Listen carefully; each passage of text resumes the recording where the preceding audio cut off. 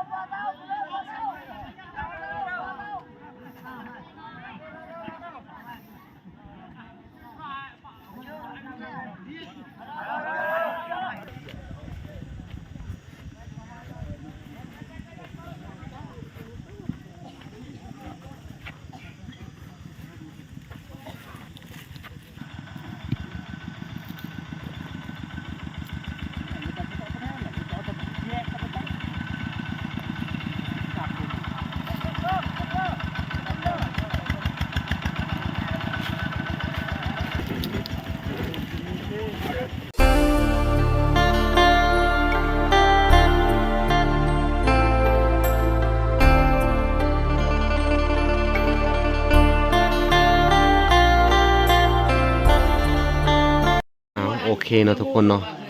ทางบอลาก็ได้มาเบิ่งการบวชพระเนาะในงานไอสงสการของแม่ตู้นี่แหละพี่น้องเอ้ยเพิ่นก็เพราะว่าในบางหมู่บ้านนี่เพิ่นสิบ่มีวัดเนาะพี่น้องเนาะเพิ่นก็ต้องรออันนี้ก็รอป้ายเข้าไปบ่าย1บ่าย2แล้วพี่น้องยังบ่ทันได้ลงอยู่เพราะว่ามันต้องถามทางพระครูบาหรือว่าญาทานเนาะพระผู้ใหญ่เพิ่นมาจากวัดบ้านอื่นพี่น้องเอ้ยต้องไปนิมนต์มาเนาะทางบ้านเพิ่นนี่ก็บ่มีวัดเนาะพี่น้องเนาะนี่ตอนนี้ก็สิได้เตรียมส่งสการแล้วพี่น้องเอ้ยเดี๋ยวเราก็สิตามไปเบิ่งทางหมู่บ้านเพิ่นประชาหมู่บ้านเพิ่นพี่น้องเอ้ยเอ้าจังได๋ก็ไปติดตามและรับชมกันเนาะพี่น้องเอ้ย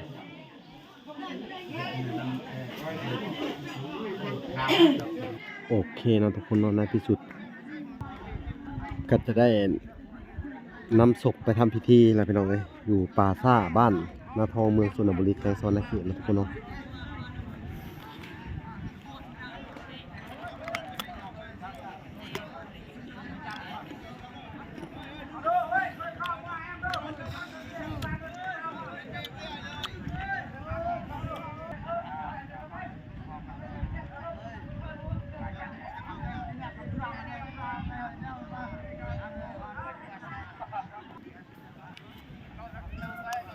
ชาวบ้านก็จะช่วยกันเอา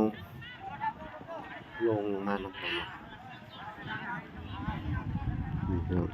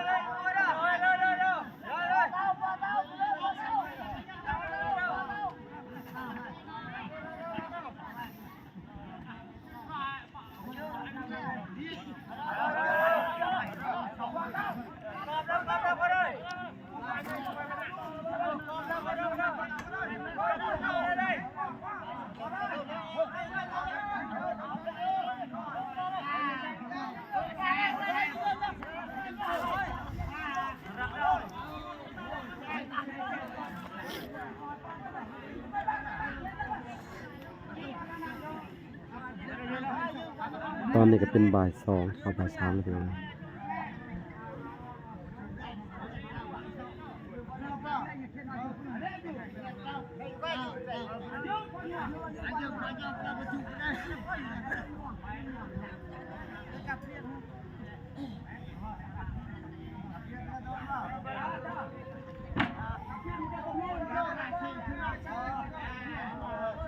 เนาะพี่น้องเอ้ยเพิ่นก็สิได้นำศพเข้าปราสาทแล้วพี่น้องเอ้ย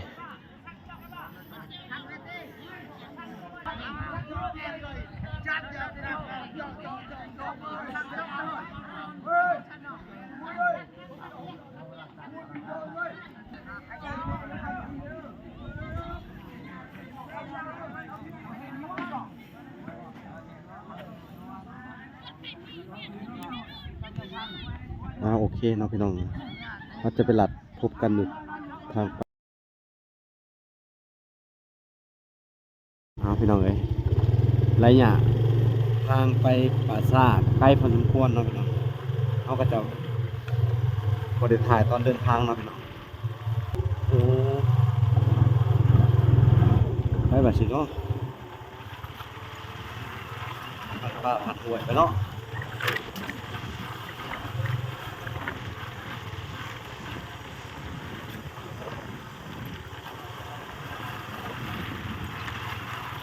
ว่างมันดีมันไหน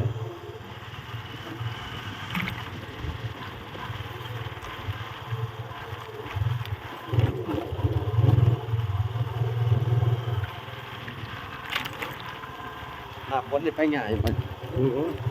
ใหญ่เลยยังยากแล้วมันยามฝน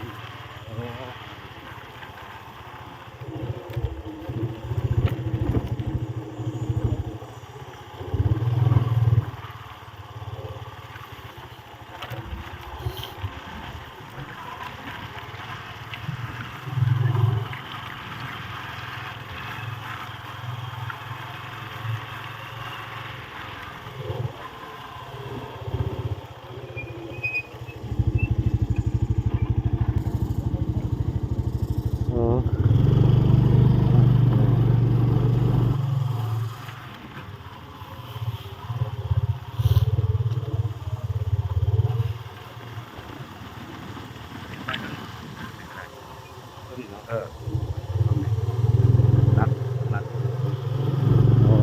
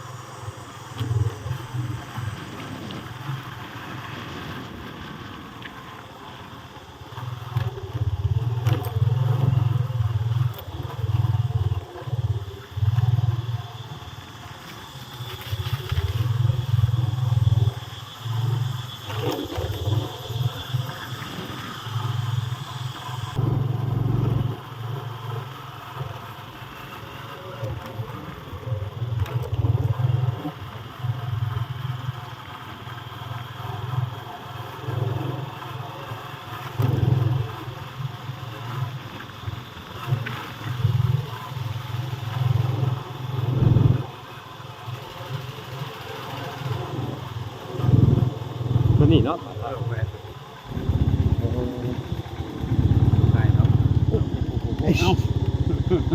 คือแหวนตัวนี้เอาไว้ในนี่เนาะเมฆขาวเป็นกะทิมาก่อนเนาะทุกคนเนาะส่วนไอ้ซุปกะทิมาน้ำหลังเนาะพี่น้องเนาะ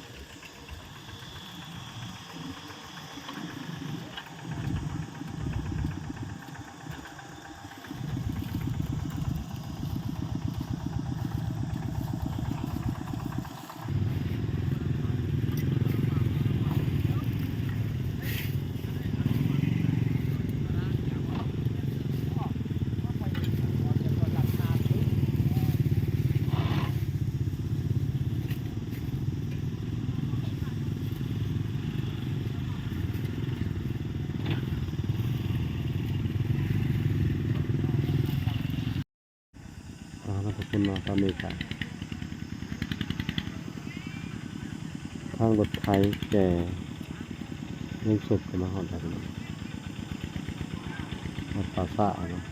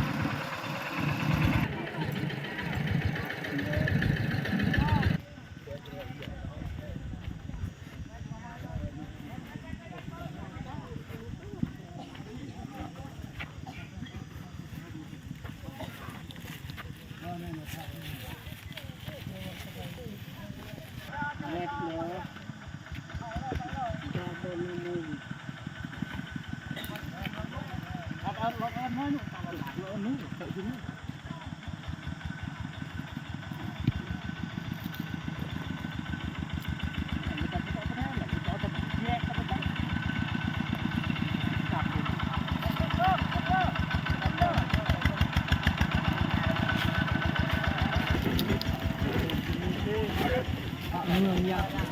ที่เกาะเมืองที่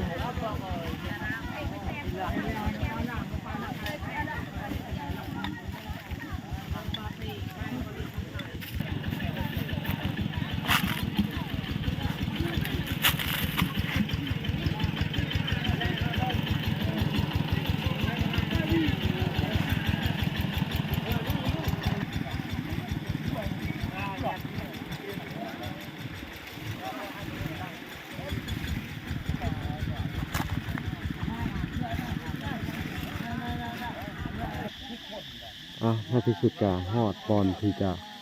ถึงสการทันทีแล้วพี่น้องเนาะนี่เขามาอยู่ในป่าสะเนาะบ้านนาทองเมืองชลบุรีแขวงสวรรณเขตพี่น้องเลยตรงไหนก็ขอให้ดวงวิญญาณของแม่เฒ่าเพิ่นไปสู่ปกติเด้อพี่น้องเพิ่นก็จะถึงสการแล้วนะ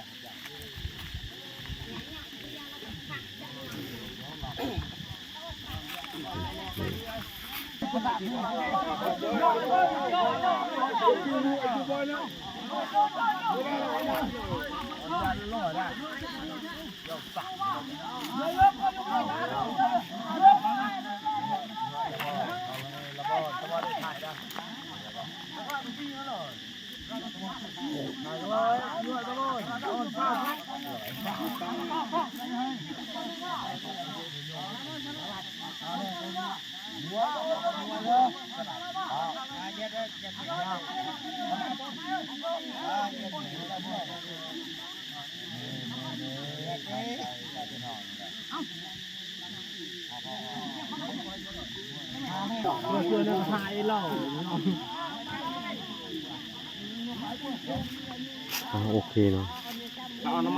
ตอนนี้เพื่อจะทำพิธีต่อนะพี่น้องเนาะ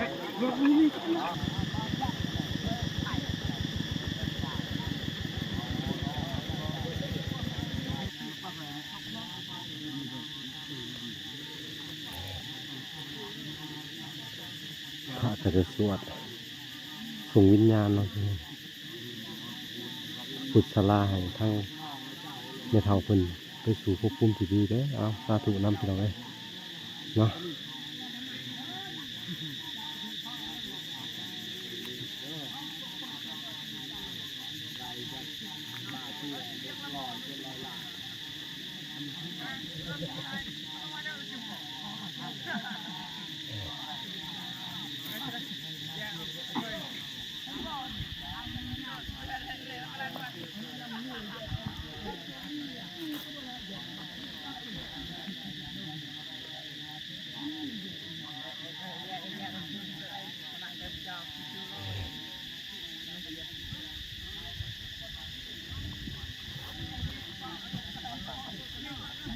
จะเป็นขั้นตอนสุดท้ายนะทุกคนเนาะ